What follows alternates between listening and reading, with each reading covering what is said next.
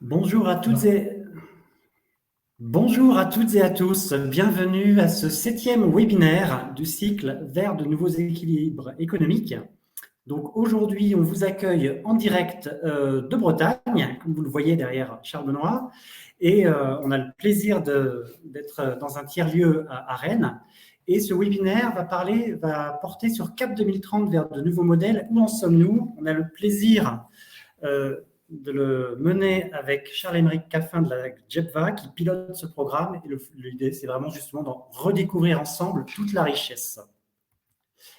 Alors, point de départ, finalement, d'où parlons-nous et qu'est-ce que nous avons appris en une décennie sur les modèles socio-économiques?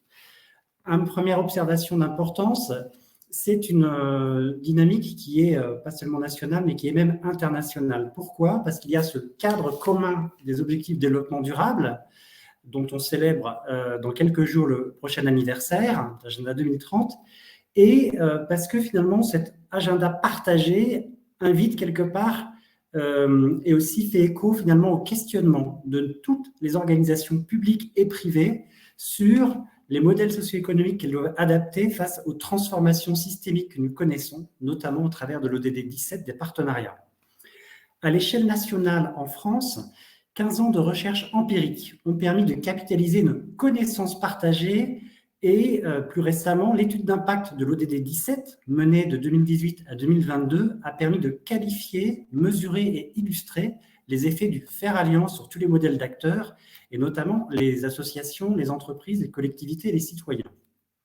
Et depuis 2020, donc vous parlez de ce programme piloté avec la JEPVA, le programme Reconnaissance des modèles socio-économiques d'intérêt général poursuit 3 objectifs. D'un côté, c'est de partager une culture commune de cette diversité des modèles, également de permettre à chacun de se repérer et de se positionner, et même d'apprendre collectivement aussi à piloter la complexité des trajectoires socio-économiques. Un véritable, finalement, cheminement collectif pour partager les connaissances.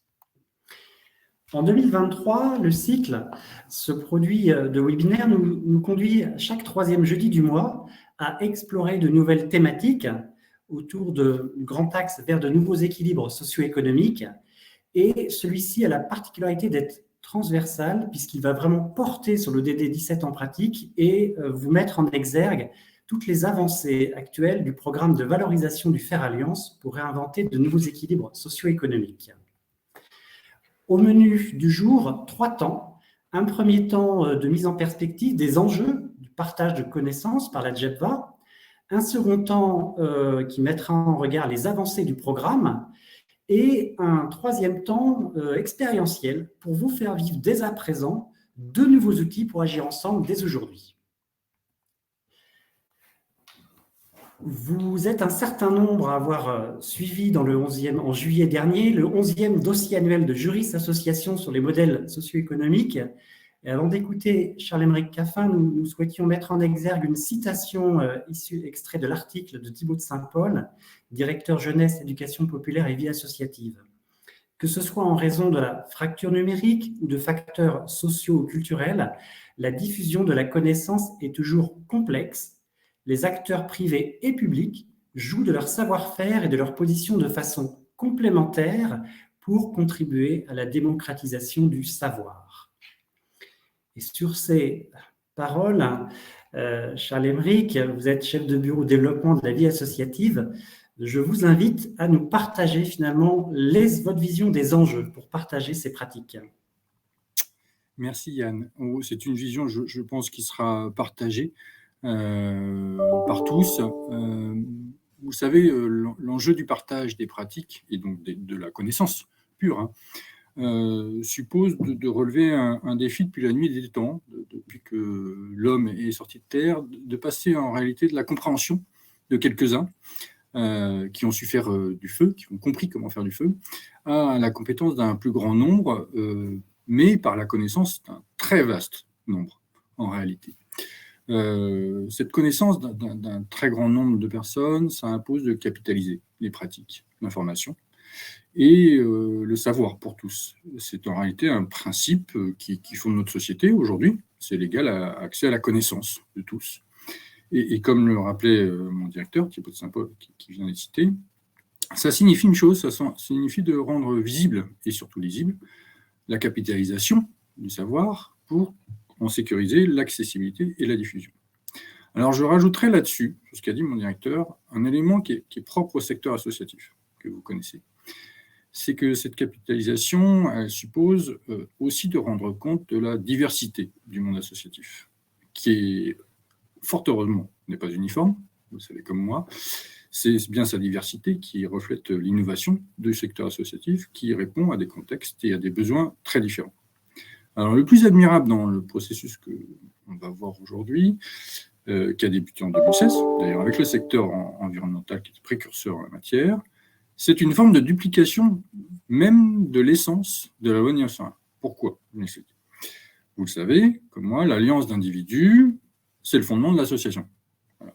L'alliance, c'est aussi un des piliers du modèle de toute association dans son écosystème, finalement. Voilà. Ce principe d'alliance, se retrouve donc dans l'alliance des acteurs publics et privés qui ont incarné la démarche du ministère et qui a été le socle de ces travaux qui ont été entrepris sur un modèle socio-économique et les financements. À ce dernier titre, je souhaite vraiment infiniment remercier le Fonds ODD17, qui est lui-même un collectif d'investisseurs publics et privés pour son soutien financier à ce travail.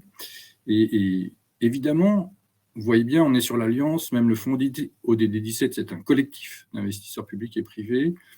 Donc, pour moi, on ne pouvait pas mieux exprimer la valeur de l'alliance que par l'exemplarité de l'alliance entre des acteurs publics et privés nationaux qu'on retrouve, que vous avez vu, dont vous avez vu les logos, que vous verrez plus tard.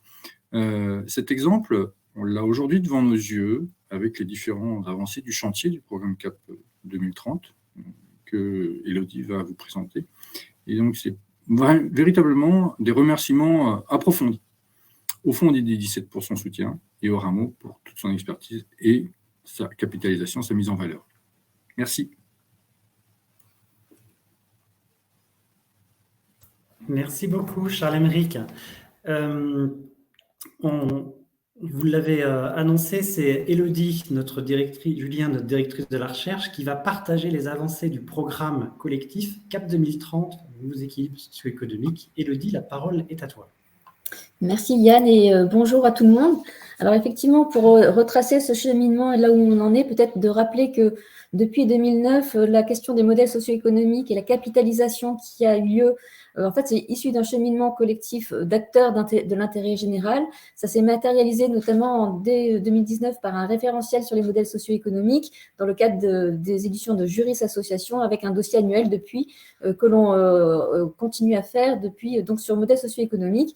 Et cette capitalisation, elle s'est aussi matérialisée par d'autres formats comme des formats d'information, des formats de formation ou d'autres outils de mise en action. Et donc avec la JEPVA, en 2023, dès 2020 et 2023, on a souhaité aller plus loin. Et notamment, ce que disait Charles-Aymeric, c'est comment on peut déployer la connaissance, comment on peut faire en sorte de l'appropriation et finalement pouvoir animer une montée en compétences la plus généralisée possible sur la question des modèles socio-économiques. Alors pour ça, dans ce programme, on a lancé 4 chantiers en parallèle qui sont structurants, que je vais rappeler plus en détail, mais ce sont des chantiers qui sont complémentaires et qui vont apporter des solutions concrètes qui vont tenir compte à la fois de la diversité des objectifs de chacun et aussi des maturités et puis des volontés de tous. Donc l'objectif, c'est vraiment pouvoir passer à une animation d'une montée en compétences pour une appropriation la plus globale possible. Alors, ces chantiers, il y en a 4 chantiers en parallèle et qui sont vraiment construits dans une dynamique collective, comme le disait Charles-Aymeric, c'est-à-dire qui sont copilotés par des partenaires clés qui ont un rôle majeur sur la question des modèles socio-économiques et de leur appropriation. Alors, on peut parler d'abord de l'animation de la connaissance, donc de cette capitalisation avec un copilotage de la JEPVA et de l'Observatoire des partenariats. Aussi, un chantier sur le fait de rendre visible la capitalisation partagée, on va reparler puisque les copilotes, c'est l'Union nationale des CPIE et le Rameau qui ont permis, on va le voir, de mettre en production bientôt une nouvelle plateforme trajectoire socio-économique. Et dans cette partie technique, ils sont accompagnés par le cabinet Isis Consulting. Troisième chantier qui est la cartographie de la diversité des solutions, des parcours d'usage qui s'adaptent à la maturité des uns et des autres. C'est copiloté par nos amis de l'ADASI et de IDEAS qui, je crois, sont avec nous et on les salue. Et enfin, dans tout ça, il faut aussi embarquer les investisseurs et donc favoriser le retour d'expérience. Et pour ça, un copilotage entre la Fondation GRDF et le fonds ODD 17. Donc, 4 chantiers qui sont copilotés, pilotés en parallèle pour justement valoriser tout ce qui est produit en commun. Alors, peut-être de rentrer chantier par chantier pour vous dire où on en est. Sur l'animation du savoir, donc l'objectif vraiment de permettre à chacun de s'approprier donc cette connaissance. Et pour ça, on a mis en place des rythmes et des rites diversifiés.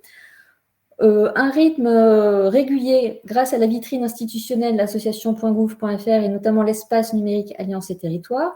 Vous le savez puisque vous êtes là avec nous, mais tous les mois, on a un webinaire tous les 3e jeudis de chaque mois, c'est ce que disait Yann tout à l'heure. Et comme je disais, un dossier annuel Juris Association qui est spécifique et qui est chaque fois lancé en juillet, et en l'occurrence le 1er juillet depuis cette année. Sur le deuxième chantier qui est de rendre visible la capitalisation partagée, cette capitalisation, il y a déjà eu une première version en 2016 qui était issue d'un certain nombre de travaux sur l'environnement, du secteur de l'environnement et qui avait été piloté à l'époque par le CRDLA Environnement. Et 2023, ça va être de rendre visible tout ça, mais avec une nouvelle plateforme, puisque l'objectif, ça va être d'ouvrir à tout secteur, donc non plus au domaine de l'environnement, mais à tous les domaines d'action. Et on va pouvoir, grâce à cette nouvelle plateforme, mettre en lien, évidemment, tous les travaux, la capitalisation qui a été menée dans le cadre de ce programme Reconnaissance des modèles socio-économiques. Donc, c'est la plateforme Trajectoire socio-économique et vous allez pouvoir la découvrir en avant-première le 18 octobre prochain au FNAF. Donc, on vous donne rendez-vous le 18 pour découvrir cette plateforme. Troisième chantier, c'est celui des parcours, de la cartographie des solutions. Donc, un objectif, c'est justement de pouvoir diversifier ces parcours d'usage de la connaissance en fonction de 3 besoins et des maturités. Ces besoins, c'est de s'informer, c'est de se former et d'être accompagné. Alors, il y a déjà des choses, puisque pour s'informer, on peut aller déjà sur la plateforme, enfin sur la vitrine de le site Alliance et Territoires. On a le parcours découverte dont on va parler, des webinaires donc tous les mois, jusqu'à un autodiagnostic. Pour se former, il y a aussi des modules de 7 heures, un MOOC avec l'ESSEC, un module de 32 heures qu'on a copiloté, enfin que l'Association française des fonds et fundraisers pilote aujourd'hui jusqu'à un syllabus de Sciences Po. Et enfin, sur l'accompagnement, il y a IDEAS en première porte d'entrée, les cabinets conseils qui se sont acculturés depuis de nombreuses années sur la question des modèles socio-économiques, l'ADASI et le Fonds I que vous connaissez. Donc, l'enjeu maintenant, c'est de pouvoir continuer à valoriser cet actif. Il faut continuer à inventorier différents formats, trouver des nouvelles interactions. Et pour votre information, un peu plus tard dans ce webinaire, de nouvelles actualités et de nouvelles ressources que vous allez pouvoir vivre. C'est le nouveau parcours découverte sur qualifier son modèle socio-économique et le module de sensibilisation des gouvernances pour se projeter vers de nouvelles trajectoires socio-économiques. Et puis enfin, la question des investisseurs, puisque pour s'approprier le modèle socio-économique, ça concerne aussi les investisseurs pour leur permettre de faciliter la consolidation des projets qu'ils soutiennent. Donc, c'est comment on favorise leur propre retour d'expérience sur cette appropriation.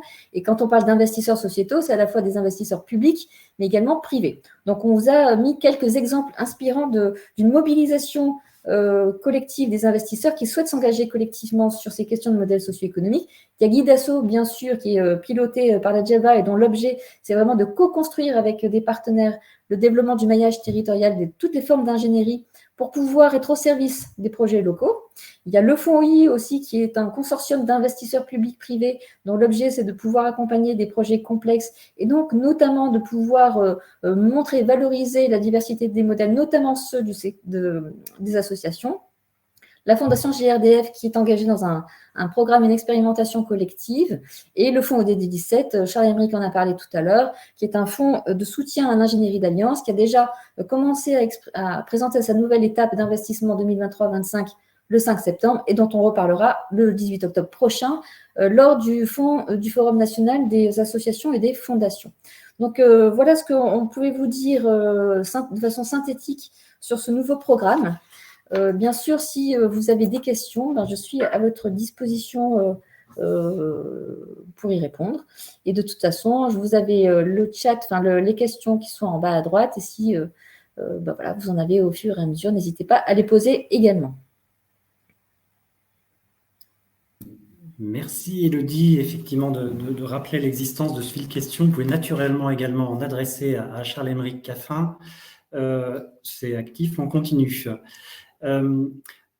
Élodie l'a introduit, donc aujourd'hui c'est vraiment un Zoom où on va vous faire vivre finalement de nouveaux outils pour agir ensemble dès aujourd'hui, à la fois à l'attention plutôt de la gouvernance avec un module de sensibilisation pour se projeter vers de nouvelles trajectoires socio-économiques et un parcours de découverte pour qualifier son modèle socio-économique.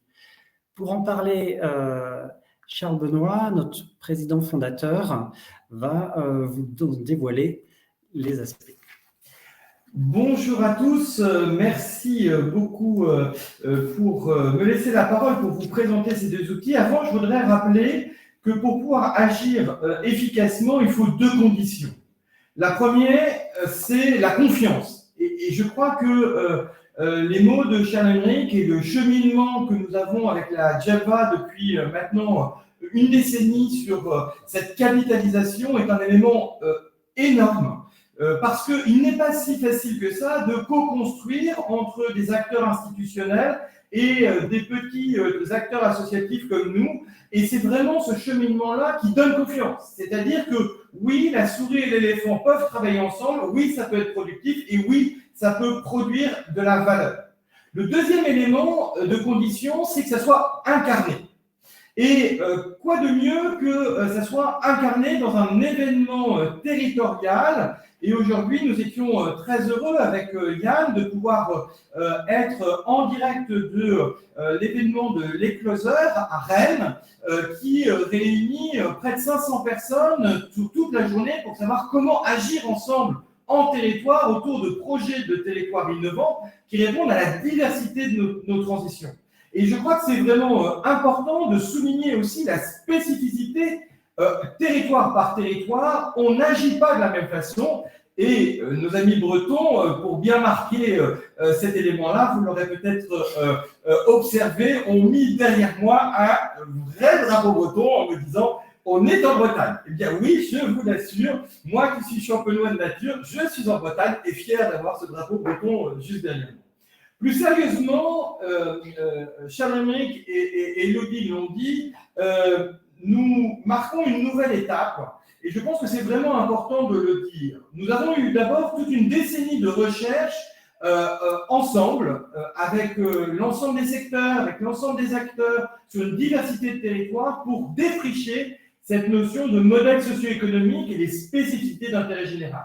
C'est ce qui a amené en 2019 à avoir ce référentiel. Et puis ensuite, à partir de cela, durant 4 ans avec la JEVA, nous avons souhaité co-animer cette connaissance et montrer la diversité des angles. Et c'est notamment depuis octobre 2020, tous ces webinaires mensuels qui montrent qu'il y a une diversité, Charles-Émeric Caffin le rappelait, une diversité des formes de faire. Il ne faudrait surtout pas en choisir une qui serait plus performante. Il faut au contraire montrer que c'est dans la diversité que nous pouvons être pertinents.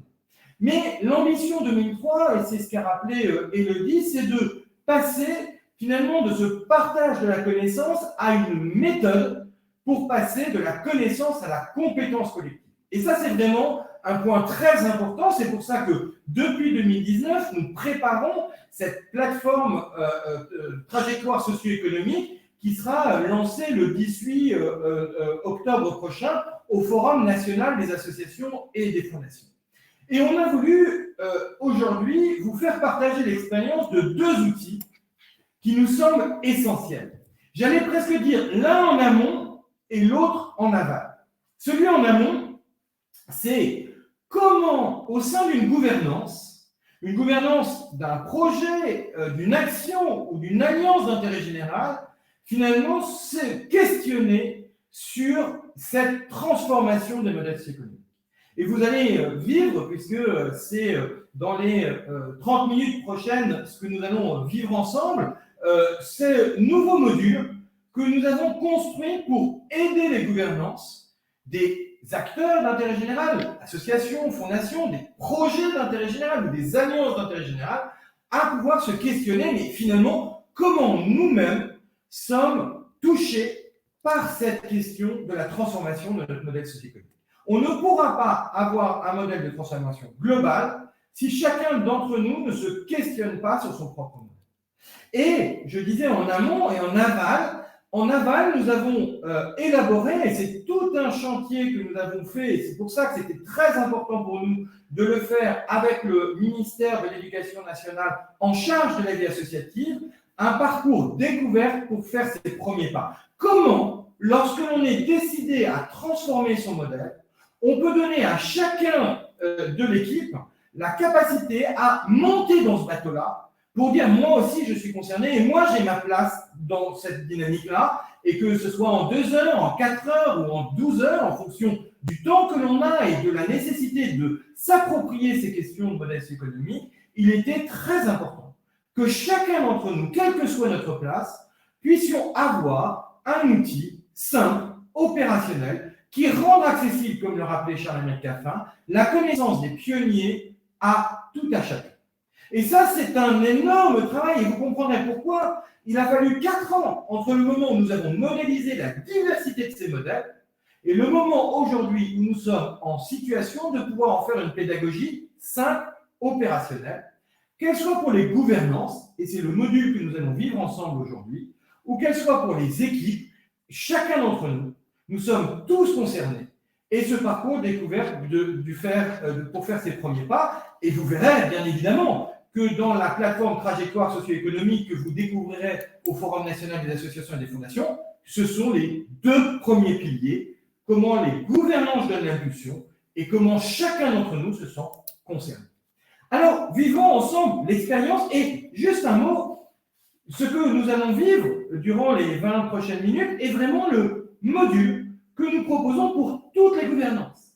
Donc, vous êtes un peu les bêta-testeurs, et surtout, critiquer de façon féconde ce que nous allons vivre ensemble pendant la prochaine demi-heure, parce que cela va nous aider à faire les derniers ajustements pour qu'au moment du lancement de la plateforme le 18 octobre prochain au FNAC, nous soyons pleinement avec à la fois un module de gouvernance et un parcours de premiers pas particulièrement opéré. Donc, vous êtes, et je vous en remercie, vous qui suivez aujourd'hui ce webinaire, finalement les bêta-testeurs de tout le travail qui, depuis 14 ans, a permis aujourd'hui d'avoir les 2 outils de base pour les gouvernances et pour chacun d'entre nous. Vivons l'expérience de la gouvernance.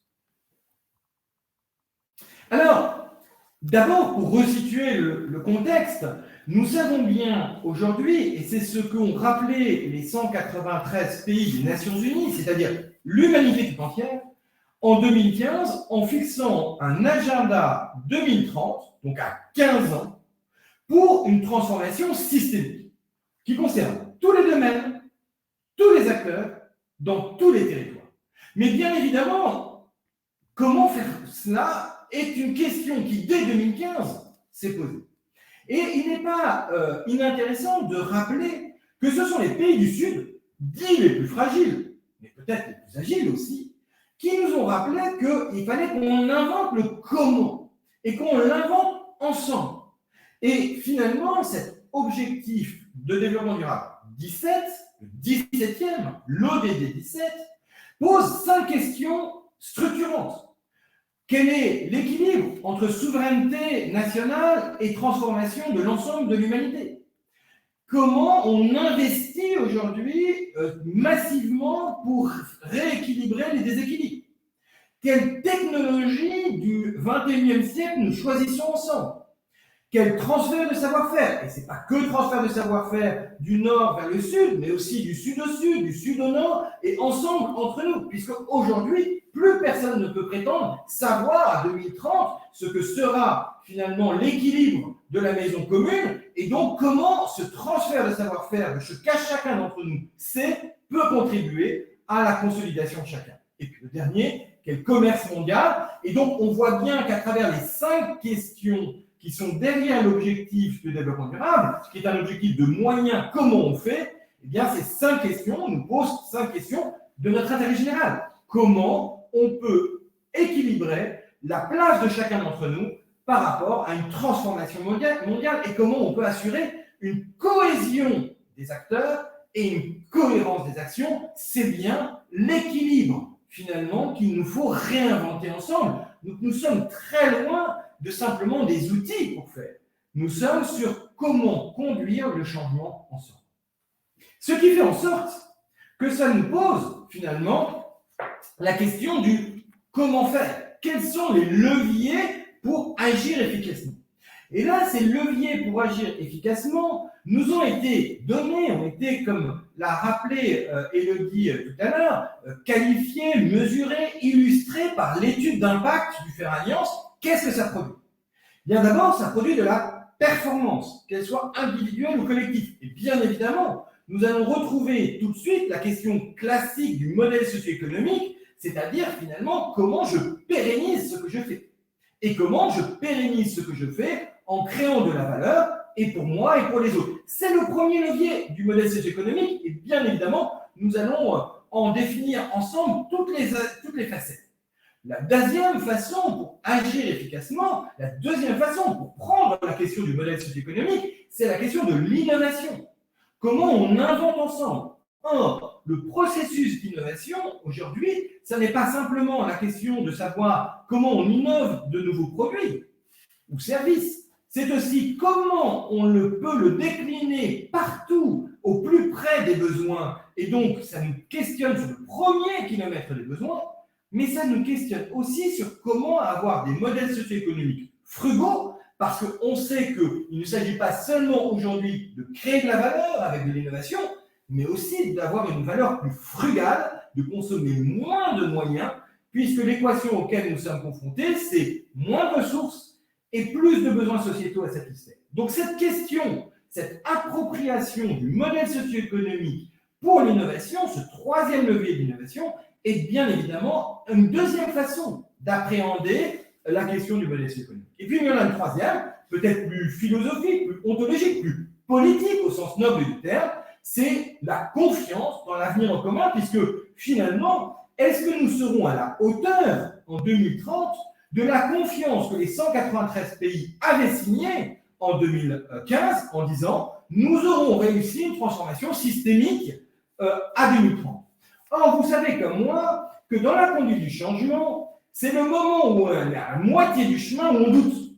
On doute pourquoi? Parce que certains voient le verre à moitié plein, d'autres voient le verre à moitié vide, et quelque part on dit mais est-ce que finalement on va assez vite? Et la crise que nous vivons aujourd'hui, elle est exactement celle-là.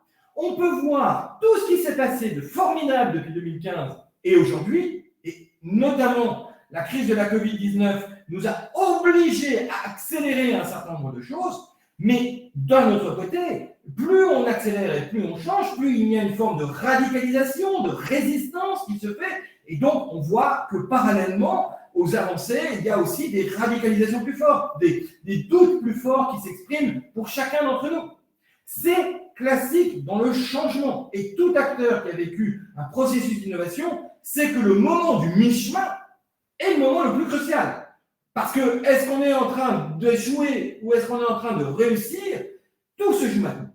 Et donc, quelque part, le modèle socio-économique, notre équilibre de la maison, dont on va parler dans un instant, bien évidemment, il peut être aussi, en se posant la question, comment il nous donne confiance, comment c'est un moteur pour faire le pari de la confiance, parce que oui, on peut le croire, si nous activons ces trois leviers de performance, d'innovation et de confiance jusqu'en 2030, eh bien, nous serons en capacité d'avoir atteint, peut-être pas tous les objectifs, mais en tous les cas significativement la transformation systémique que les 193 pays nous ont signée en 2015. Et j'insiste sur un point. Qui que nous soyons, quelle que soit notre position, qui peut dire aujourd'hui que nous n'y arriverons pas? Qui peut remettre en cause ce que 193 pays dans leur démocratiquement ont choisi et ont voté ensemble en 2015? Et j'insiste sur ce point-là parce que nous avons beaucoup de gens qui disent on n'y arrivera pas, c'est fini, il faut abandonner. Mais non, lorsque l'on est dans un chemin, lorsque l'on a un objectif qui est légitime institutionnellement parlant, eh bien la question n'est pas de rebrousser chemin, d'essayer de changer de chemin, mais bien de savoir comment on peut aller jusqu'au bout de ce chemin. Et c'est là où la question du modèle socio-économique, de l'équilibre de la maison, est au cœur du sujet. Et donc, vous voyez bien qu'au sein de nos gouvernances, que ce soit pour des questions de performance, notre propre performance individuelle au niveau de l'organisation de la nôtre, mais aussi du territoire dans lequel nous sommes, que ce soit au niveau de l'innovation pour inventer ensemble des solutions, ou ce pari de la confiance, nous ne pouvons pas passer à côté de la question du modèle socio-économique. Alors, pourquoi? Pourquoi? Parce que si on se rappelle bien la notion de modèle socio-économique, c'est tout simple. C'est l'équilibre de la maison. L'économie au sens propre, ce n'est pas les outils qu'on a créés après, c'est l'équilibre de la maison. La capacité à agir en ayant les moyens pour le faire. Et bien évidemment, cette capacité à agir en ayant les moyens, elle repose sur 3 piliers, quel que soit le modèle. Les richesses humaines dont nous disposons. Parce qu'il n'y a pas de projet sans femmes et hommes qui se mobilisent et qui s'engagent pour réussir un projet. C'est le premier pilier de tout modèle socio-économique, de toute organisation. Nous y reviendrons, particulièrement de celle d'intérêt général. Mais quelles que soient les organisations, c'est le premier pilier, les femmes et les hommes, qui constituent le projet que moi, en tant que gouvernance, j'ai la responsabilité. Le deuxième pilier, c'est bien évidemment celui auquel, quand on parle de modèle socio-économique, le premier mot qui vient, c'est ressources financières. Et bien sûr, c'est un élément crucial. On ne peut pas agir sans avoir les moyens d'agir, et cette valeur créée, et cette valeur que l'on peut avoir pour pouvoir agir, est un élément totalement déterminant. Mais la troisième valeur, le troisième pilier sur lequel repose tout modèle socio-économique, et c'est peut-être celui que nous avions totalement oublié au courant tout le XXe siècle. On est passé du 19e au 21e siècle en oubliant qu'un modèle socio-économique, c'est aussi une capacité de se connecter à son écosystème, donc d'avoir des alliances stratégiques, parce que ce n'est pas moi-même qui détermine ma valeur, mais bien l'écosystème dans lequel je suis. Et s'il n'y a pas de lien et d'alliance stratégique avec mon écosystème, j'ai beau être très performant, et avec les personnes qui constituent, et avec les richesses que j'ai, je ne fais absolument aucun effet sur mon écosystème, et je suis en vase clos. Donc la question du modèle socio-économique n'est pas qu'une question de performance, et encore moins de performance financière. C'est une capacité d'être capable, d'être transformateur, et donc de créer de la valeur, et nous allons voir de la frugalité. Donc, dans cette notion de modèle socio-économique, qui est très plurielle et sur laquelle on peut avoir une diversité de définitions, elles sont toutes valables, mais retenons que l'équilibre de la maison, quelle que soit cette définition, il repose sur 3 piliers, les femmes et les hommes qui constituent le projet, la capacité à lever de ressources financières pour agir, et la capacité à être en interaction avec un écosystème sans lequel je suis en vase clos. Et donc, ce qui est intéressant là-dedans, c'est que l'on voit à travers cette définition du modèle socio-économique que, bien évidemment, notre écosystème, et si je ne prends qu'un territoire comme celui de la Bretagne sur lequel nous sommes aujourd'hui, eh bien, il repose sur 7 modèles complémentaires. Celui d'abord de la personne, l'économie de la personne, celui de l'économie productive, celui aussi de l'économie financière. Ça, c'est ce que nous avons l'habitude d'appeler l'économie privée. Et puis de l'autre côté, l'économie publique que nous connaissons bien, qui est celle dont nous avons la chance, dans une démocratie comme la nôtre, de pouvoir bénéficier, c'est celle de la redistribution. Comment, à travers l'impôt, eh bien, l'État joue avec les collectivités territoriales le rôle, finalement, de gestion de la solidarité par la redistribution. Et entre les deux, et c'est là où c'est intéressant, nous avons 3 modèles hybrides. Celui que nous connaissons tous, qui est celui des services publics, et qui, notamment, depuis l'État-providence à la fin de la guerre, s'est beaucoup développé en France. Mais il y a aussi un modèle très historique et très ancien, dans lequel la France, dès le XIIe siècle, s'honore, c'est l'économie de la connaissance. Et il y en a un troisième qui est extrêmement important, au plus près de nos réalités territoriales, c'est bien évidemment l'économie de l'engagement que nos associations d'intérêt général, que la loi 2001 incarne parfaitement. Et donc, pour comprendre finalement son propre modèle, il faut savoir le situer par rapport à ces 7 modèles complémentaires, parce qu'on n'est pas tout seul. Et que quelque part, si je veux comprendre, moi, en tant qu'entreprise, mon modèle d'économie productive, ben, j'ai besoin de la positionner par rapport aux 6 autres modèles. Si je suis une association, de la même façon, si je suis une collectivité ou une fondation, j'ai besoin de comprendre comment je me situe dans les diversités de ces modèles, parce qu'aujourd'hui, nous nous sommes trop focalisés sur la compréhension de chacun des modèles sans jamais se poser la question de l'interaction entre ces modèles. Or, la création de valeur, elle viendra pas seulement de la qualité de chacun de ces 7 modèles, mais aussi de leur interaction entre tous. Et donc, c'est là où la question est intéressante de se focaliser plus particulièrement sur les modèles d'intérêt général. Pourquoi ces modèles sont intéressants? Parce que, par nature, ce sont ceux qui sont les plus hybridés. Parce que, aussi, ils sont dépendants de l'engagement de leur écosystème. Quand on est dans un système d'économie privée, c'est assez simple, c'est de la vente de produits et de services, que ce soit au sein d'une personne ou en tant que salarié, je vais, entre guillemets, vendre ma capacité de travail. Dans une entreprise, je vais, entre guillemets, vendre ma capacité d'un produit ou d'un service. Ou quand je suis un service financier, je vais, entre guillemets, vendre la capacité financière qui est derrière. De l'autre côté, pour les systèmes d'État, de redistribution, là encore, finalement, c'est toute une articulation inventée, mais quelque part, le modèle est bien compréhensible. Là où on a inventé, y compris dans notre droit, des éléments tout à fait spécifiques, ce sont dans ces modèles hybrides par nature, qui vont pouvoir, à la fois en termes de richesse humaine, à la fois en termes de financement et en termes d'alliance, mixer des choses que ni l'acteur public seul, ni l'acteur privé seul ne va pouvoir faire. Et c'est en cela que la complexité, l'hybridation de ces modèles est particulièrement instructive. Alors, rentrons tout de suite dans les éléments pour illustrer cela. Les modèles socio-économiques d'un service public, d'un établissement d'enseignement supérieur et de recherche ou d'une structure d'intérêt général va avoir des richesses humaines, des richesses financières, des ressources financières et des partenaires stratégiques qui vont dépendre de qui ils sont. Et c'est ça qui est intéressant, c'est que ces 3 modèles hybrides, là encore, nous montrent qu'il n'y a pas qu'une seule manière d'hybrider les choses. Si je suis un acteur public, si je suis un acteur académique, ou si je suis un acteur associatif ou fondation d'intérêt général, je ne vais pas, bien évidemment, mixer ces richesses humaines, ces ressources financières et ces partenaires stratégiques de la même façon.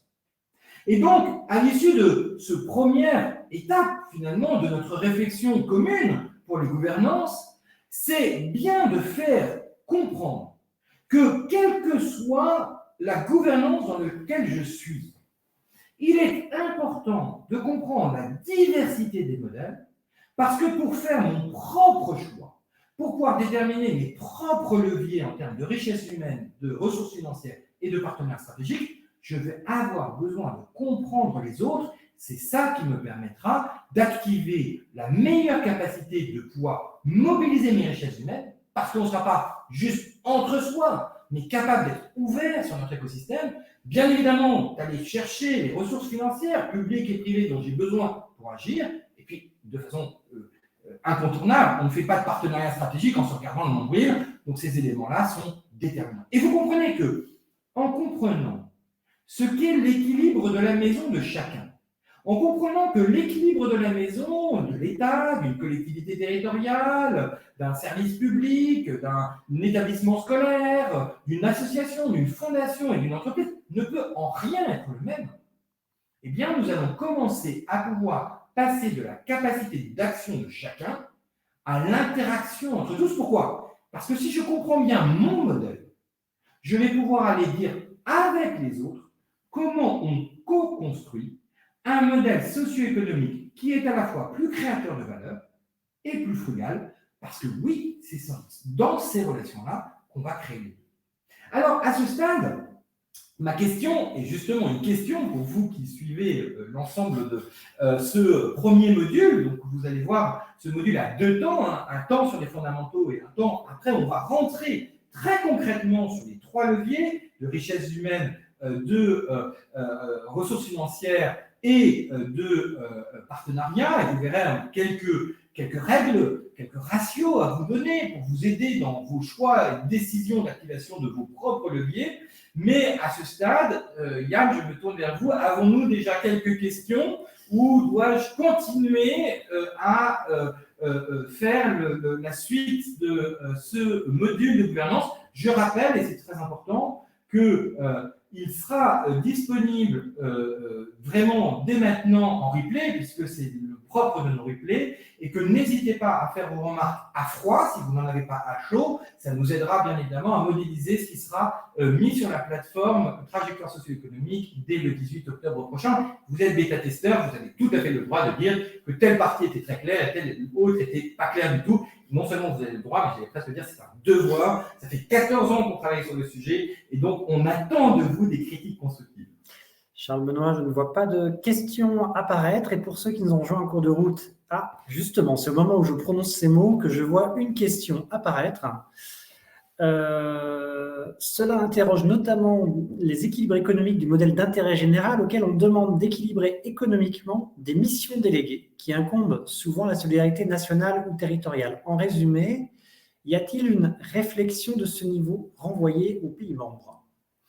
Alors, absolument, et ça c'est un point qui est très important, c'est que quand on a fait des comparaisons internationales, chacun des pays a un équilibre entre les acteurs publics, les acteurs économiques et les acteurs de la société civile organisée, les initiatives citoyennes, différents.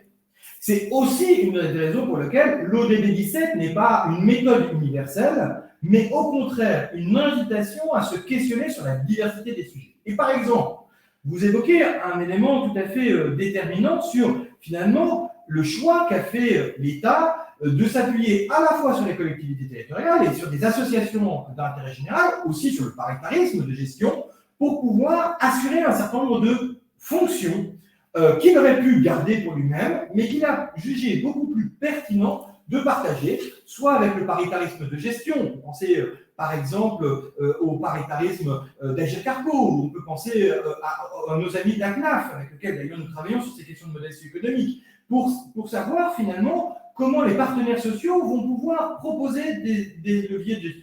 On peut aussi s'appuyer, bien évidemment, et j'allais presque dire, je vais commencer par elle, sur la question des collectivités territoriales. On voit bien, on peut mettre en avant tous les travaux de nos amis de la NPP Territoire de Projet sur l'importance de l'interterritorialité, notamment dans les petits et moyens territoires, pour construire ensemble les solutions. Et là aussi, c'est un élément tout à fait déterminant.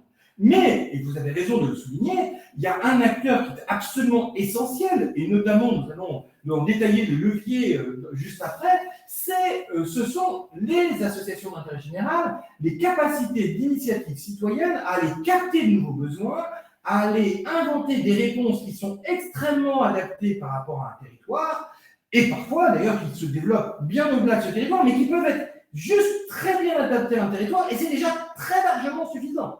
On a toujours la tendance, parce qu'on est en France, on voudrait que tout soit gros, hein, mais quelque part, la capacité à répondre ici et maintenant à une solution est un élément déterminant. Et justement, et cette question est tout à fait pertinente, l'une des questions que l'on se pose aujourd'hui, c'est quand l'action est faite par l'État, par une des grandes agences d'État, quand elle est faite par un acteur privé, notamment dans le cadre du paritarisme de gestion ou directement par une entreprise, quand elle est faite par une collectivité territoriale ou quand elle est faite par une association, finalement, à quel moment est-il pertinent que qui fasse quoi et comment ça peut s'articuler? On est au cœur de ce que je viens d'expliquer.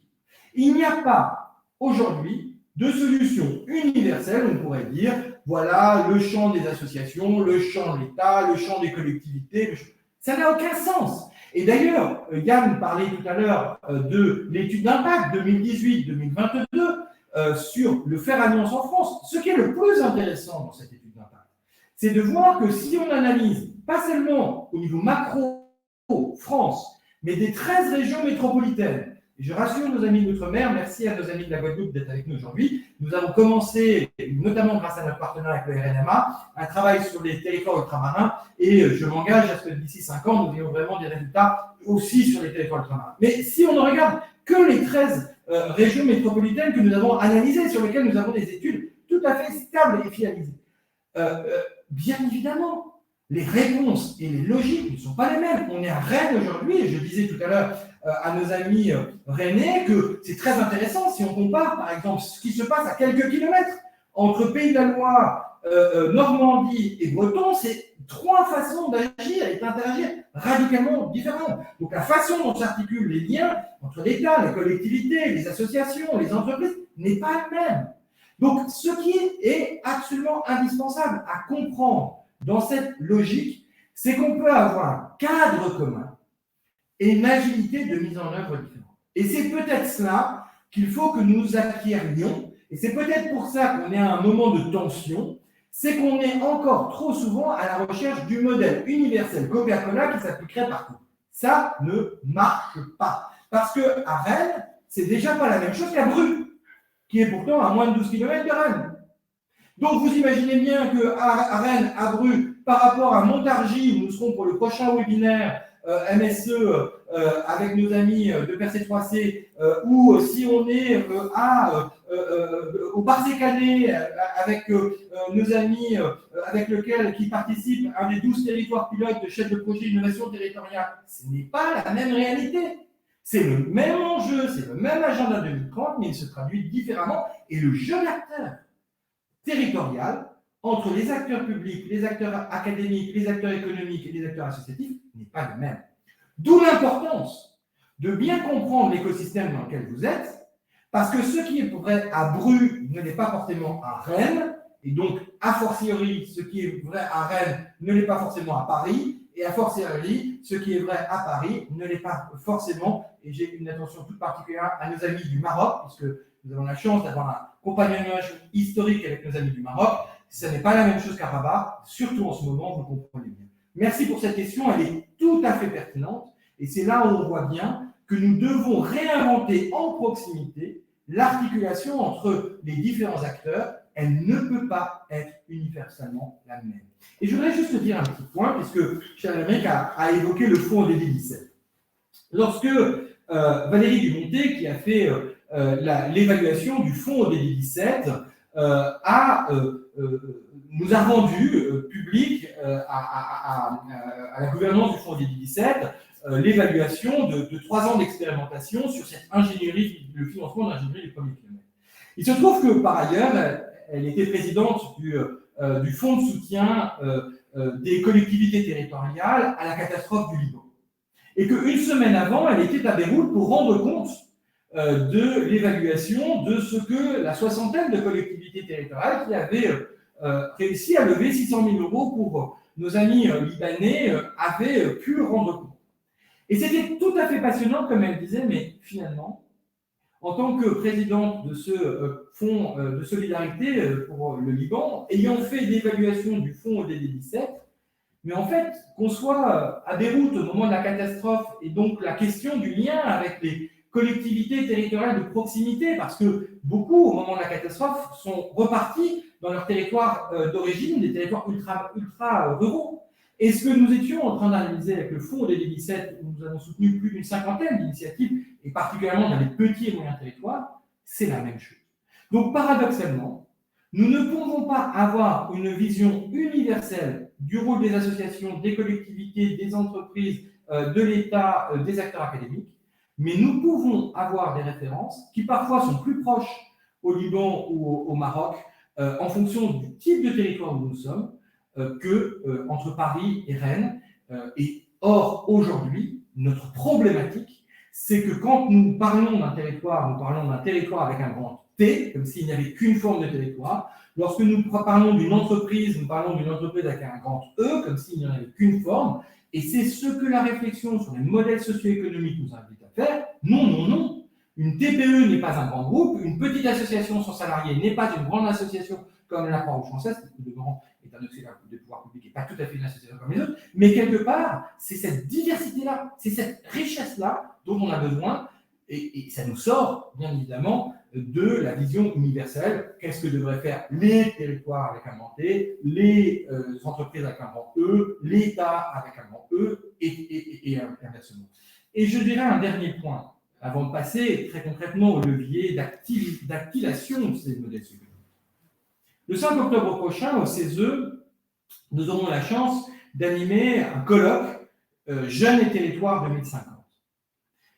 Les jeunes, et je vous invite à regarder l'étude que nous avons publiée au moment de la revue volontaire nationale de l'agenda 2030 que l'État a rendu à l'ONU cet été, nous avions fait une étude sur comment les jeunes percevaient cette dynamique. Eh bien, c'est la même chose avec les jeunes, comme avec les associations, comme avec les territoires. Par pitié, n'utilisons plus les majuscules, mais mettons en valeur la diversité de ce qui est derrière ces majuscules. Et de la même façon qu'il n'y a pas un jeune universel, il n'y a pas un territoire universel, une association universelle ou une forme d'alliance universelle. C'est bien ce que nous allons voir maintenant dans les différents leviers. Merci pour cette question, elle nous a emmené bien loin. Nous sommes là au cœur de la réflexion des gouvernances. Est-ce que quand on passe au modèle socio-économique, c'est cette pérennisation de notre action, c'est cette capacité à influer l'intérêt général, c'est cette capacité à construire ensemble les transitions dont nous savons tous qu'elles sont difficiles? Est-ce que c'est ça la question des gouvernances? Ou est-ce que c'est comment on trouve de l'argent demain? Dans un cas, je pense qu'on trouvera un équilibre d'un modèle socio-économique. Dans l'autre, il est fort à parier que ces gouvernances qui ne se posent la question d'un modèle socio-économique que dans la question de la diversification des ressources ont déjà perdu leur capacité à être fortes et porteurs d'impact pour la transformation que nous vivons. Merci Charles Benoît et Frédéric Moreau. Je garde en suspens pour la suite la seconde question pour vous inviter donc à suivre l'intervention de Charles Benoît sur ce module. Alors, maintenant, passons en revue les 3 leviers d'activation de l'intérêt général. Parce qu'une fois qu'on a posé le cadre, une fois qu'on sait pourquoi il faut assurer cette trajectoire, eh bien, voyons derrière chacun de ces leviers, finalement, la richesse et la diversité de ces leviers. Et commençons par le premier d'entre eux, la richesse humaine.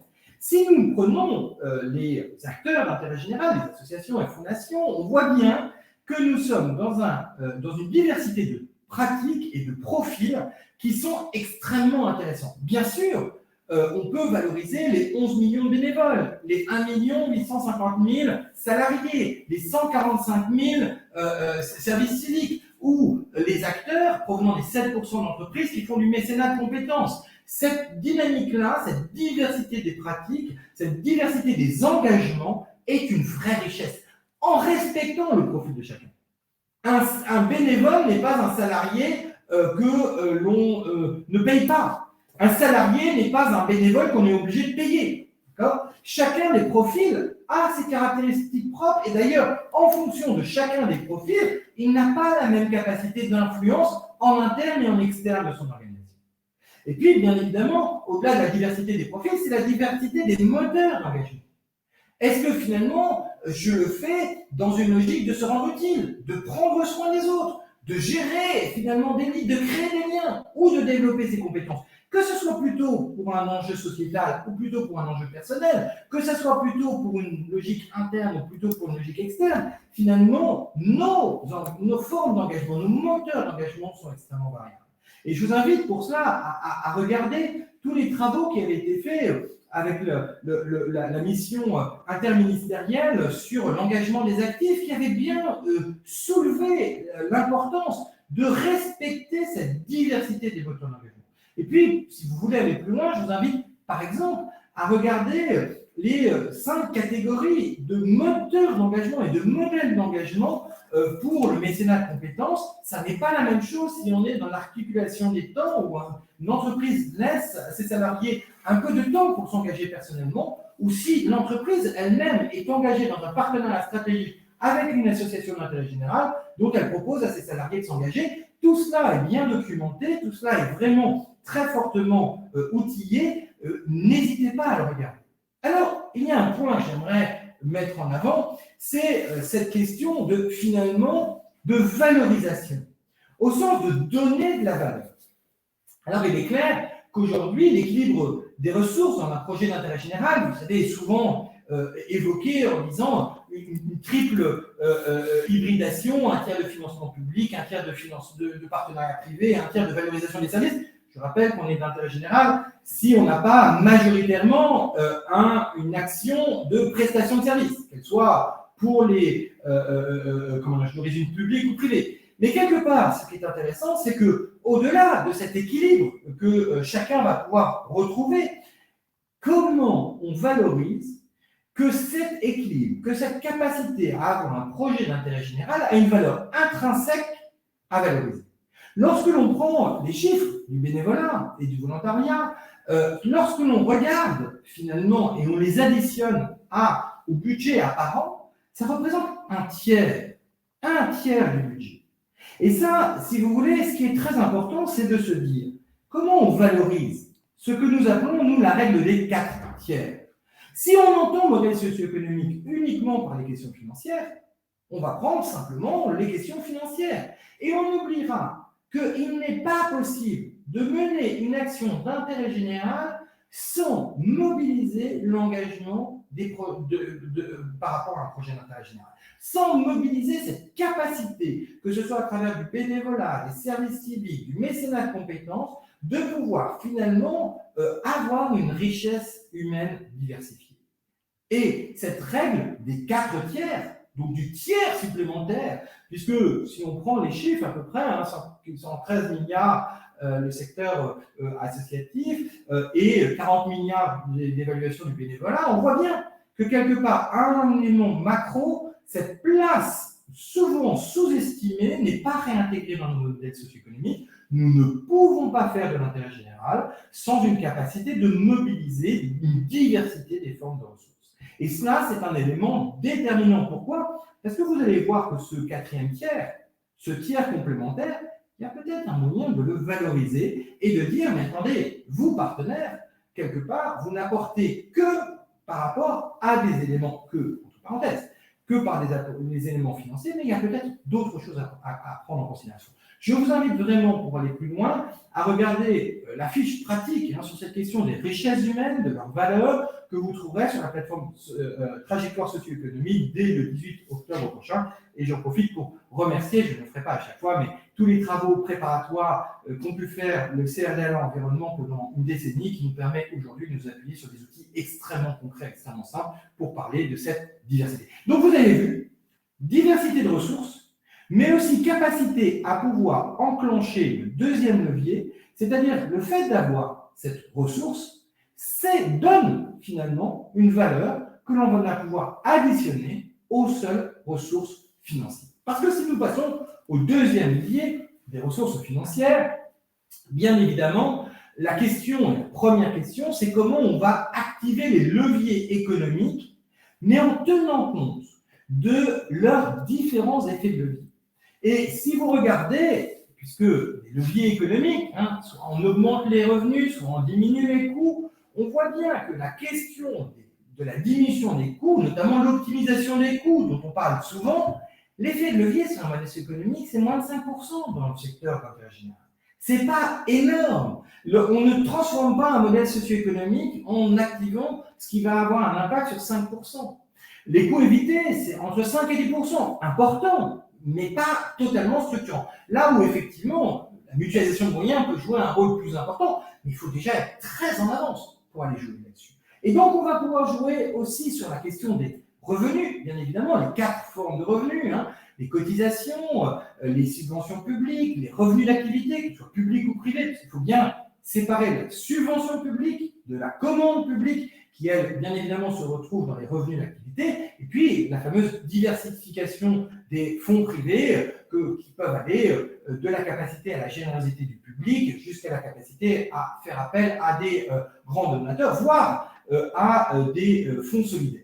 Eh bien, ce qui est très intéressant lorsqu'on analyse un peu l'ensemble de ces leviers, c'est de prendre en compte que la mobilisation de ce levier n'est pas la même et leur temporalité encore moins.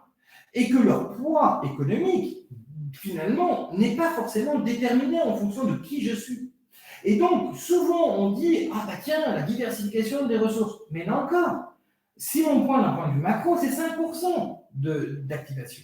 Donc, on ne transforme pas un modèle socio-économique en diversifiant ses logiques de revenus d'activité. En revanche, en comprenant profondément quelles sont les conditions d'activer chacun de ces leviers, et là vous invite à vous reporter au référentiel modèle socio-économique et particulièrement à un outil extrêmement bien fait par nos amis de PIE qui est de dire si j'active les cotisations, les subventions publiques, les revenus d'activité et la diversification des fonds privés, finalement, quelles sont les conditions, les prérequis, quelles sont les capacités à pouvoir les activer et quelles sont les temporalités dans lesquelles tout ça s'inscrit. Bien évidemment, on ne fait pas de la même façon appel à une subvention publique et à de la vente de prestations, je ne sais où. Et ce qui est très important, c'est que vous retrouverez dans le parcours modèle socio-économique, dans le petit parcours pédagogique dont je parlais tout à l'heure, finalement, une première vidéo qu'ont fait nos amis de l'environnement qui est très significative là-dessus pour dire mais de quoi parle-t-on concrètement dans cette diversité-là? Vous avez aujourd'hui tous les outils pour savoir comment concrètement activer ces leviers de ressources financières. Ils sont détaillés, précisés, y compris les compétences dont vous avez besoin pour pouvoir le faire. Et ça nous ramène au point 1. S'il n'y a pas les richesses humaines pour pouvoir le faire, vous pouvez avoir le plus beau projet du monde, vous ne le pérenniserez pas. Et ça nous amène aussi à une deuxième question. Les ratios. Lorsque on analyse un projet d'intérêt général, nous avons, depuis 14 ans, analysé plus de 500 modèles socio-économiques. Si vous ne consacrez pas un tiers à financer ce que nous aimons appeler l'ingénierie d'animation, de pilotage, de capitalisation, de valorisation collective, vous allez rapidement passer d'un modèle d'intérêt général à un modèle de prestataire à bas coût. Et c'est là où, je vous rappelle, ce fameux quatrième tiers de tout à l'heure, on va pouvoir le réinvestir, ce quatrième tiers. Et ça, c'est un élément de négociation extrêmement important avec les partenaires publics et privés sur lesquels on peut travailler, c'est de dire que souvent, vous savez, on parle de ce fameux ratio de 10% de frais de structure. 10% de frais de structure, c'est énorme. Dans la réalité de la vraie vie, ce qu'on identifie, ce qu'on a analysé dans les projets d'intérêt général, c'est que les frais de structure, frais de fonctionnement, c'est entre 5 et 7%. En revanche, si on additionne la capacité de capitaliser ce qu'on a fait, 8-10%, la capacité à animer en interne son réseau, de faire des formations, de participer à des groupes de travail, de mettre en partage ce qu'on fait, 5%. Et la nécessité d'avoir 2% de résultats pour consolider ses fonds propres et avoir une capacité d'investissement, alors ce n'est pas 10% qu'il faut, c'est 22%. Et si on est vraiment dans l'intérêt général, on va aller plus loin, on va se dire, mais comment je contribue à mon écosystème? Et notamment, comment je contribue à mon écosystème territorial, 10% d'investissement, et comment je contribue à la recherche d'intérêt général, 1% d'investissement, parce que si je veux gagner du temps, il faut que je donne à la capacité aux acteurs qui défrichent avant moi de pouvoir bénéficier. Bien, si vous faites le calcul de cela, c'est la règle du tiers on top. Si vous n'avez pas 33% au-delà du coût direct de vos actions, vous ne pourrez pas pérenniser votre mission d'intérêt général à long cours. Et vous serez condamné à un moment donné à ne faire que de la prestation à bas coût, et plus vous allez faire de la prestation à bas coût, et moins vous allez pouvoir avoir une capacité de pouvoir influencer, capter les signaux faibles, les voir, les partager, faire évoluer votre territoire, être en capacité. C'est ça un projet d'intérêt général.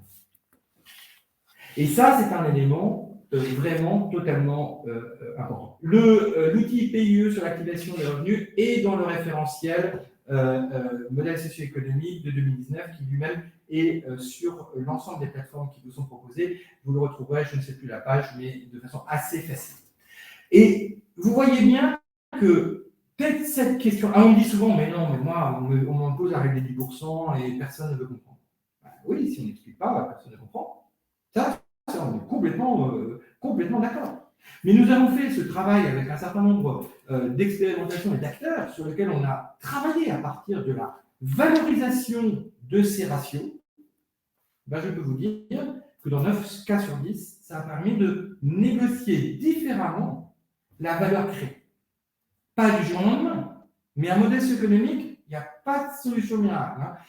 La solution miracle du haricot magique qu'on lançait dans notre enfance et qui tombait le matin, qui non seulement montait au ciel, mais en plus avec l'accès à la poule aux odeurs, ça c'était bien quand on avait 3 ans, ça n'existe pas en termes de modèle économique. En tous les cas, une chose est certaine, un projet d'intérêt général, une action d'intérêt général, un acteur d'intérêt général ou une alliance d'intérêt général qui n'est pas capable d'expliquer la pédagogie de pourquoi elle a besoin de ce tir en top pour pérenniser, pour influencer, pour travailler dans la durée, ne pérennisera pas son modèle économique. Et c'est un élément déterminant. C'est un vrai élément de pédagogie essentiel. Les ressources financières ne sont pérennes que si elles sont durables. Ça semble très simple à dire, mais très souvent, nos logiques sont à 1 an, voire au maximum à 3 ans, et l'intérêt général est sur des temporalités plus longues. C'est donc anticiper dès le départ une évolution des types de partenariats avec vos partenaires publics et privés. C'est un élément déterminant. Si vous n'avez pas un dialogue sur ces sujets-là, vous ne pourrez pas le faire a posteriori et vous manquerez de temps a posteriori. Vous savez bien que intérêt général rime avec temps long et c'est bien ce dont il est question aujourd'hui. Alors, la troisième levier, la troisième dynamique qui permet justement d'aller dans ce logique du tir en top, c'est bien évidemment toute la démarche d'alliance stratégique dont nous avons vu depuis maintenant une vingtaine d'années, depuis grosso modo 2001, l'accélération de cette capacité à comprendre que sortir de soi pour aller vers l'entre-soi est déjà une première étape, partenariat entre pairs est déjà essentiel, mais n'est qu'une première étape pour faire de l'entre-tous et donc de développer des partenariats avec les acteurs publics, avec les acteurs privés. On ne peut pas, avec une structure d'intérêt général, sans travailler entre tous. Sinon, on est un opérateur d'utilité sociale. Là aussi, je vous invite à regarder le référentiel modèle socio-économique d'intérêt général. Gabriel Attal, qui à l'époque était secrétaire d'État à l'engagement et à la vie associative, était venu dire au Forum Convergence, lorsque nous avions lancé ce référentiel, que peut-être la référence la plus utile dans ce référentiel, c'était de différencier une action, un acteur, une alliance d'intérêt général avec un opérateur d'utilité sociale. Ce sont 2 modèles socio-économiques radicalement différents. Très utiles, mais radicalement différents.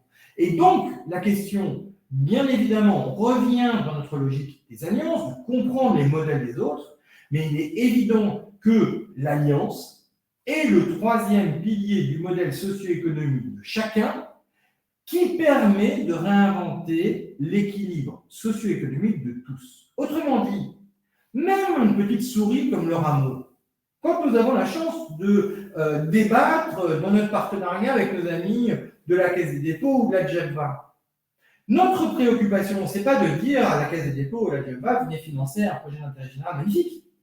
Ça fait très longtemps qu'on aurait changé de débat. C'est de dire, voilà pourquoi l'action d'intérêt général que nous menons au quotidien peut venir servir l'action de la Caisse des dépôts dans un cas et l'action de la direction de la jeunesse, de l'éducation populaire et de la vie associative dans l'autre. C'est ce débat-là qui nous permet de dire en confiance quelles sont les capacités de chacun et comment cette alliance va contribuer à créer de la valeur et de la frugalité pour les deux. Mais si l'alliance stratégique consiste à dire « Regardez comme mon projet est beau, venez le soutenir », là on revient à la ressource financière. C'est juste du packaging. Ça n'est pas de l'alliance stratégique. De l'alliance stratégique, on est réellement, et c'est ça auquel on va arriver, comment 1 plus 1 égale 3. Et là, c'est un élément vraiment déterminant et j'invite vraiment à réfléchir à cela. C'est que aujourd'hui, pour comprendre ce qu'est une alliance stratégique, il faut se projeter en dehors de son projet. Et le meilleur moyen de se projeter en dehors de son projet, ce n'est pas l'agenda 2030, parce que l'agenda 2030, c'est un cadre et un cap commun, c'est une grammaire commune, tout acteur, tout domaine, tout territoire, mais c'est loin, et puis c'est universel. Je ne peux pas m'y rapprocher directement. En revanche, ce qu'il y a entre mon organisation et le cadre commun, ça s'appelle un projet de territoire. Et ça, c'est intéressant parce que le projet de territoire, Eh bien, c'est l'intérêt général à portée de main. Alors tout de suite, vous allez me dire, c'est quoi le territoire? Ben, ça dépend de mon organisation. Parfois, le territoire, c'est le quartier. Parfois, le territoire, c'est la région. Parfois, le territoire, c'est notre nation. Parfois, le territoire, c'est l'Europe. Parfois, le territoire, c'est le monde. Peu importe. Mais, quelque part, comment mon action s'inscrit dans le projet de territoire de proximité qui est le mien? Et alors, ça permet d'avoir une vraie discussion. Et je donne l'exemple qui est celui que nous avons largement partagé avec nos amis des Closers, qui a lieu à Rennes où nous sommes aujourd'hui. Nous avons débattu ce matin sur les coopérations efficaces à travers la nouvelle méthode qui a été récemment publiée au Forum Convergence, où nous soulignons que pour réconcilier économie et intérêt général, les entreprises sont déjà passées à plus de 57% d'entre elles dans ces partenariats avec les collectivités, les structures d'insertion par l'activité économique, les associations d'intérêt général et ou les établissements scolaires. Et ce qui est très intéressant, c'est de comprendre leur logique. C'est une logique globale. D'améliorer leurs pratiques, 54% des entreprises, de pouvoir faire la coopération économique, comment on invente ensemble des solutions pour 28%. L'innovation sociétale, comment est-ce que concrètement on va prendre le temps de développer quelque chose que ni vous ni moi ne connaissons encore aujourd'hui. Et puis, bien sûr, le mécénat que nous connaissons tous, qui est la quatrième forme, finalement, de contribution des acteurs économiques. Mais c'est dans cette diversité-là. Et vous voyez bien que si une fondation, si une association d'intérêt général va voir une entreprise, dans quelle perspective elle se positionne? Est-ce que c'est, entre guillemets, que du mécénat? Est-ce que c'est parce que les pratiques responsables qu'elle a développées, ben finalement, elles peuvent aider à la transformation d'un modèle? On peut penser aux achats responsables, avec nos amis des structures d'insertion par l'activité économique, par exemple. Est-ce que c'est pour, finalement, dès aujourd'hui, répondre ensemble, de façon très concrète, à une solution? On peut penser au moment de la Covid, dans une coopération économique qui s'est faite en 24 heures, un lien entre la Poste, la Croix-Rouge et le CCAS d'Amiens, parce que, quelque part, pour les personnes âgées, tout avait été fait pour permettre aux personnes âgées de pouvoir sortir. Et en 24 heures, le 16 mars 2020, il a fallu réinverser le modèle en 24 heures. Et là, c'est la confiance et la capacité de la Poste, de la Croix-Rouge et du CCAS ensemble, parce qu'ils étaient déjà en lien, déjà en partenariat, à pouvoir réinventer une solution économiquement viable immédiatement qui a permis de répondre pour les personnes fragiles, les seniors qui ne pouvaient plus sortir de chez elles. Et puis dans l'innovation sociétale, extrêmement intéressant, de très nombreux exemples peuvent être donnés. On peut donner sur le domaine de la mobilité, par exemple, tout ce que fait remarquablement nos amis de WeMove sur comment est-ce qu'on invente avec les institutions, avec les acteurs de territoire, des solutions de mobilité qui soient adaptées, parce que là encore, la réalité de la mobilité à Rennes et à Bru n'est pas la même, si je ne prends que ce territoire breton. Et donc, quelque part, cette règle du 1 plus 1 égale 3, cette règle de l'alliance stratégique, ça n'est pas celle de comment je diversifie mes ressources en allant chercher chez les autres des financements ou des ressources humaines ou un logement ou que sais-je. Ça, bien sûr, mais ça, c'est le niveau du levier 2. Le levier 3, c'est comment on invente ensemble quelque chose qui tient compte de qui est le partenaire en face, qui je suis, et comment ensemble, parce que nous sommes des rouages un peu différents, avec des tailles un peu différentes, eh bien nous pouvons, de façon très concrète, donner l'heure, puisqu'une montre, ce qui est important dans une montre, ce n'est pas la taille de l'engrenage, ce n'est pas le nombre des engrenages, c'est que les engrenages s'interconnectent pour être capables ensemble de donner l'heure. C'est bien ce dont il s'agit lorsque l'on parle d'alliance stratégique au service de projets de territoire qui incarnent l'intérêt général à portée de main, c'est-à-dire notre capacité à tous à dépasser l'entre-soi, qui est déjà extrêmement important, mais pour faire de l'entre-tous, qui est la seule condition pour inventer un 21e siècle plus fraternel, durable et solidaire. Et quelque part, c'est bien cela le débat auprès des gouvernances. C'est bien cela que nous portons au niveau des gouvernances et c'est bien cela pourquoi il faut bien repositionner la question de la transformation de nos modèles socio-économiques, non pas simplement dans une capacité à aller chercher de nouveaux leviers de financement, mais bien d'inventer ensemble des solutions durables et pérennes pour tous. Alors pour ce faire, bien évidemment, est-ce que vous avez des questions sur ces leviers? Parce qu'on pourra faire bouger, là encore, cette partie plus opérationnelle sur ces 3 leviers en fonction de vos questions. Est-ce que nous avons des questions? On a reçu 2 questions. Alors, j'avais invité à patienter Frédéric Moreau, qui nous avait posé une seconde question autour de la frugalité. La question de la frugalité ne se pose pas de la même manière selon les secteurs privés et publics. Avoir les outils pour optimiser un système ne change pas toujours le système lui-même. Est-ce qu'il n'y aurait pas une corrélation finalement entre frugalité et répartition de richesse? Et donc, réinterrogation du système. Je précise qu'une autre question nous attend, Charles Benoît. Alors, bien sûr, le risque, vous voyez bien qu'une question sur le modèle socio-économique, c'est de regarder son modèle et le modèle des autres et de comprendre les articulations. Tout modèle peut avoir une forme de frugalité s'il s'articule avec les autres. Donc la question n'est pas de dire, on l'a vu d'ailleurs, l'optimisation des moyens, c'est un effet de levier aujourd'hui dans quasiment tous les modèles qui ne pérennisent aucun modèle socio-économique. En revanche, quand on parle de frugalité aujourd'hui, c'est la capacité, en interagissant ensemble, en voyant que si nous articulions mieux ce que font les collectivités territoriales avec l'État, avec les acteurs académiques, avec les acteurs économiques, avec les acteurs de la société civile, avec les initiatives citoyennes, si nous avions une meilleure articulation de cela, alors nous serions beaucoup plus frugales. Et nous permettrions à chacun de pouvoir avoir pour sa propre besoin une capacité à lever plus d'énergie. Et ça, c'est vraiment ce que l'on montre dans les projets de territoire, c'est-à-dire que, paradoxalement, et c'est ce que les chiffres du Fonds DD17 ont permis de démontrer, dans les ingénieries territoriales qui ont été financées, les projets à la fin de 3 ans avaient été 2 fois plus frugaux qu'ils n'auraient été.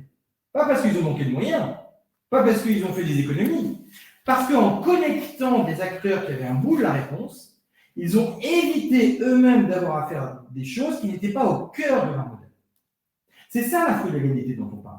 Ce n'est pas des économies de je ne sais quoi. C'est de dire que peut-être l'autre à côté de moi peut faire mieux que moi une partie de la montre. Et c'est dans ces interactions-là, dans ces recherches d'interaction, qu'à la fois on peut avoir capté plus de ressources pour soi-même et plus de fragilité pour l'ensemble. Merci Charles Benoît. Et la seconde question nous vient de Rodolphe Joigne, plus axée sur les richesses humaines.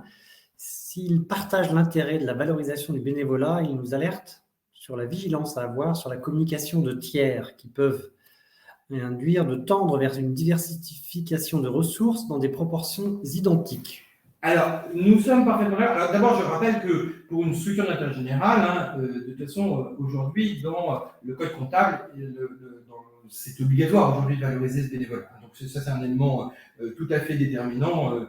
Dans une association dont je suis membre, on a retoqué la présentation que nous avait faite le commissaire aux comptes parce qu'il avait oublié de le faire. Et pour moi, ça, c'est pas de façon. Aujourd'hui, c'est une obligation. C'est une saine obligation. Non pas effectivement pour marchandiser les choses. Et ça, j'insiste très lourdement, et c'est pas notre ami Jean-Luc Tesson qui a été très longtemps président de la COS, donc l'URSSAF qui me dirait le contraire, c'est que le bénévole n'est pas un salarié qu'on ne paye pas. Il ne s'agit pas de dire nous sommes frugales parce que nous ne payons pas quelque chose qui pourrait être fait par un salarié. Ça serait de l'instrumentalisation du bénévolat, et là on serait totalement à contresens. Et d'ailleurs, de toute façon, un tel modèle ne serait pas durable parce que quelque part, on se rend bien compte de l'instrumentalisation qui est derrière. En revanche, de faire valoir que le travail d'un bénévole, et je parle bien haïtien de travail, n'est pas du tout du même nature que le travail d'un salarié et peut être extrêmement complémentaire parce qu'il va répondre de façon complémentaire, c'est un élément déterminant. Pour ne prendre que l'exemple de l'action sociale, nous savons tous, et heureusement depuis maintenant une décennie, nous avons réglé le problème du fait que non, le travailleur social et le bénévole social ne font pas la même chose. Ça n'est pas la même valeur qu'il crée pour la personne qui est en face. Et c'est tant mieux. Et c'est dans cette richesse partagée où chacun est à sa juste place que l'on crée finalement la capacité de transformation. Et si on est bien dans cette logique-là, C'est-à-dire qu'effectivement, le bénévole peut faire des choses que le salarié ne pourra pas faire.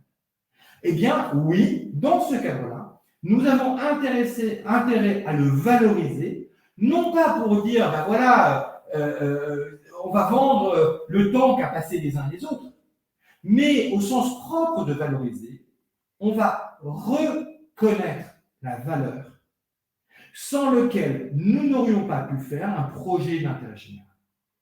Et c'est cela qui est au cœur de notre modèle. Si nous continuons à penser qu'il n'y a qu'un seul modèle socio-économique possible, nous allons dans le mur.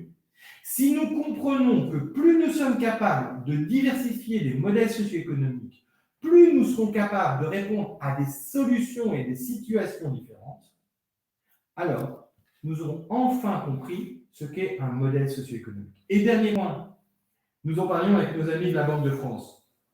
Nous avons un problème en France, c'est que nous sommes très très mal éduqués sur la question économique. Nous pensons financiarisation lorsque l'on pense économique. Je vous rappelle, la définition économie, c'est l'équilibre de la maison. Qui pourrait considérer que pour un projet d'intérêt général, l'engagement bénévole n'est pas au cœur de l'équilibre de la maison? Vous avez compris pourquoi ce n'est pas une question de diversification des ressources, mais c'est une question de juste reconnaissance des richesses humaines et de la diversité des richesses humaines mobilisées qui fait un projet d'intérêt général.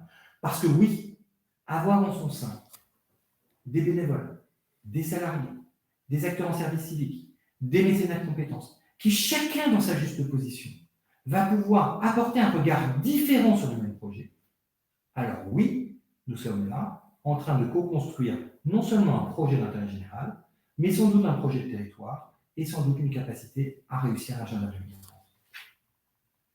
Deuxième question. Merci Charles Benoît. Le tour des questions est après nous.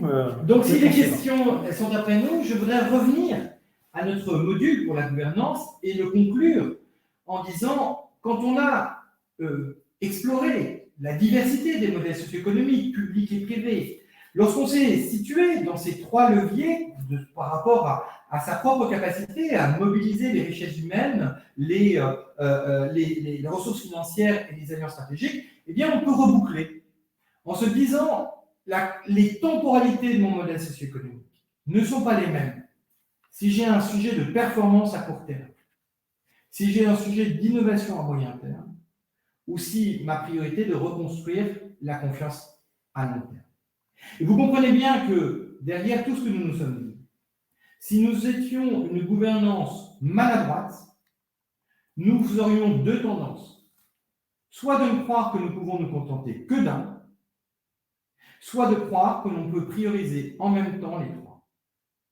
En fonction, bien évidemment, de la situation socio-économique du projet d'intérêt général, on va devoir, à certains moments, prioriser une des dynamiques qui est devant nous. Mais bien évidemment, si on oublie les deux autres, si on ne réserve pas un peu de temps pour les deux autres, alors le risque que l'on a, c'est de ne jamais plus arriver à une pérennisation d'un projet d'intérêt général, c'est-à-dire à une capacité à capter des nouveaux besoins pour être en capacité de pouvoir mieux répondre à nos défis de société. Et donc ça, c'est un élément déterminant. Il ne s'agit pas de dire toute chose est égale par ailleurs. Il faut bien prioriser parce que je me souviens, Caroline Germain est en ligne avec nous aujourd'hui, elle verra très bien de quel projet je veux parler. On était dans un projet pourtant très institutionnel, on était dans une grande institution, on présente un diagnostic stratégique de développement et là, on se rend compte que le projet a déposé le bilan la veille. Il ne s'était pas rendu compte. Il avait engagé une démarche stratégique d'innovation sans se rendre compte qu'il était en dépôt de bilan virtuel. Et c'est important de bien savoir où en est son projet. À la fois pour être en capacité d'avoir une vision, mais de ne pas se faire rattraper par des questions très concrètes qui sont celles du modèle socio-économique, c'est la pérennité à moyen terme, elle passe par une trésorerie qui permet de survivre, elle passe par une activité qui permet d'avoir un équilibre et elle passe par une capacité d'investissement qui permet de réinvestir dans l'avenir. Si ces trois questions ne sont pas posées régulièrement, si elles ne sont pas suivies comme le lait sur le feu, il ne faut pas s'étonner qu'à un moment donné, eh bien, nous soyons rattrapés et que l'équilibre de la maison ne soit plus là. Donc, il ne s'agit pas de choisir, mais il s'agit de prioriser. Et il s'agit donc bien là d'une question de gouvernance. Et c'est d'ailleurs pour ça que ce que nous aimons à dire avec nos amis du NCTE, avec lequel je salue Ludovic Serin et Brigitte Giraud qui sont en ligne, c'est dès le départ, on s'est dit que la question du modèle socio-économique, elle était à l'articulation entre la gouvernance élue et les directions salariées quand on est dans une logique de structure employeuse. Et c'est très intéressant parce que c'est un aller-retour entre l'impulsion d'une vision et la capacité à mettre en œuvre et à pérenniser une action. Et c'est ça ce qui fait la pérennité d'un projet, c'est de ne pas choisir entre aucun des trois leviers qui sont là, la performance, l'innovation et la confiance, mais de savoir en fonction de sa situation actuelle, savoir en harmoniser finalement lequel doit être prioritaire sans oublier les autres.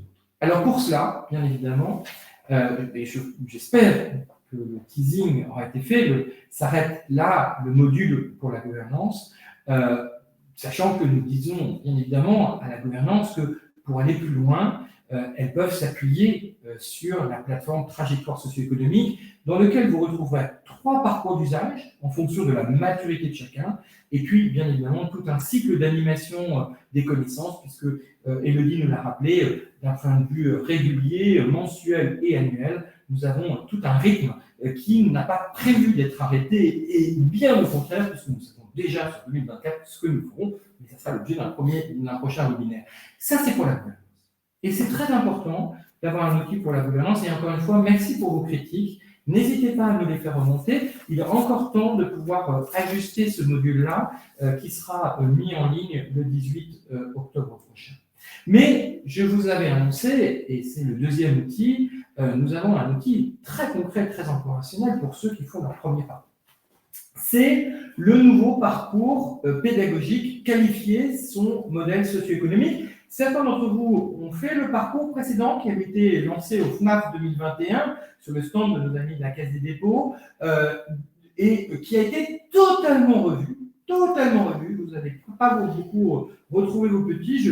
D'ailleurs, pour pouvoir revoir complètement, et je la salue, je sais qu'elle est en ligne avec nous, Armelle de Roton, qui est dans la vraie vie, j'allais dire, une professeure des écoles en maternelle, et qui a accepté de jouer à nos côtés le rôle de pédagogue pour nous dire et si nous devions expliquer tout ça à des enfants de maternelle, comment ferions-nous? Non pas pour prendre chacun pour des enfants de maternelle, nous ne le sommes pas bien évidemment, mais c'est souvent par la simplicité que nous pouvons réinventer la façon de piloter les situations les plus complexes. On a tendance à complexifier quand c'est complexe, alors qu'au contraire, il faut revenir à la racine, au plus simple des sujets.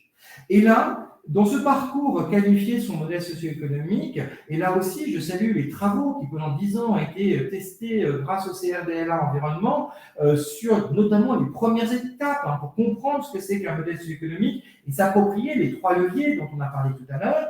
Vous avez des étapes après pour choisir quelle est la méthode la plus adaptée finalement pour vous positionner, comprendre votre position dans l'écosystème et choisir la méthode. Vous avez après la capacité à suivre un MOOC dans qui a été réalisé avec nos amis de l'ESSEC. Et puis, vous avez après une démarche plus méthodologique qui vous est proposée en tout état de cause. Ce parcours découverte est vraiment une capacité en 2 heures, en 4 heures ou en 12 heures d'aider chacun des acteurs de l'équipe à pouvoir s'approprier cette question des modèles socio-économiques. Ce serait un tort de réserver la question des modèles socio-économiques simplement aux acteurs de la gouvernance. Ça serait un tort et ça serait irresponsable.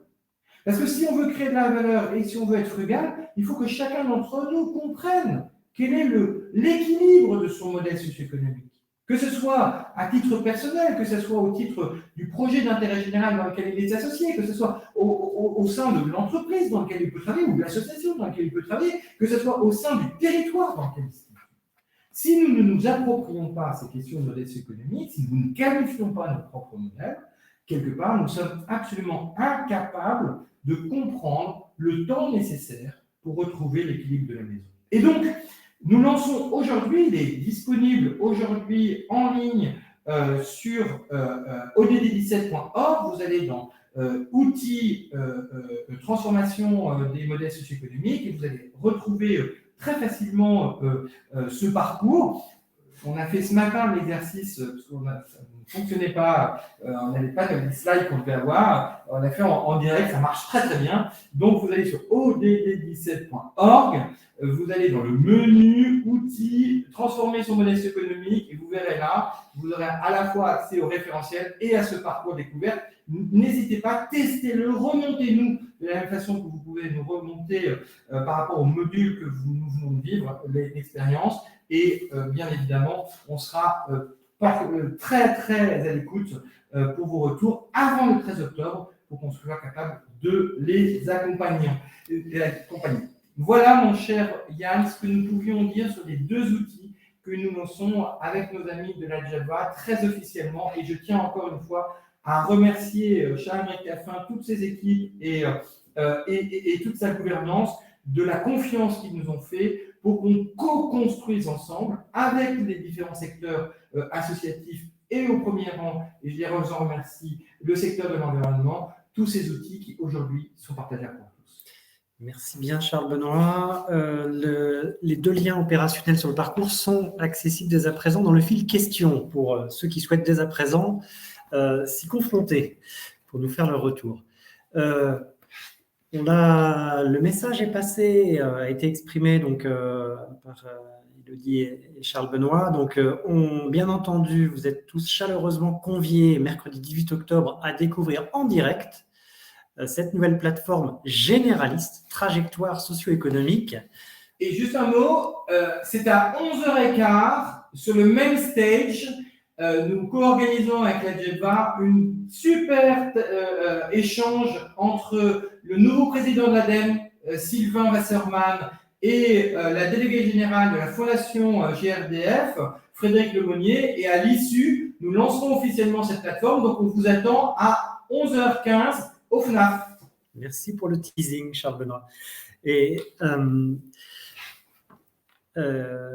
donc, pour conclure, je vous invite chaleureusement à renouer avec une approche thématique le mois prochain, jeudi 19 octobre, avec l'ODD 1, donc zéro pauvreté. Et pour en parler, qui mieux que le Forum mondial Convergence 3.0 pauvreté est l'un de ses axes majeurs, et le club d'entreprise Percé 3C engagé dans le Montargois, dans le Loir-et-Cher, dont nous parlerons en direct. Donc, à très bientôt, au 18 octobre au FNAF, et on sera ravis de vous y retrouver également avec les équipes de Charles-Émeric Caffin, et également le 19 octobre en ligne, où nous serons en direct de Montargis. Très très belle après-midi à vous, à très bientôt.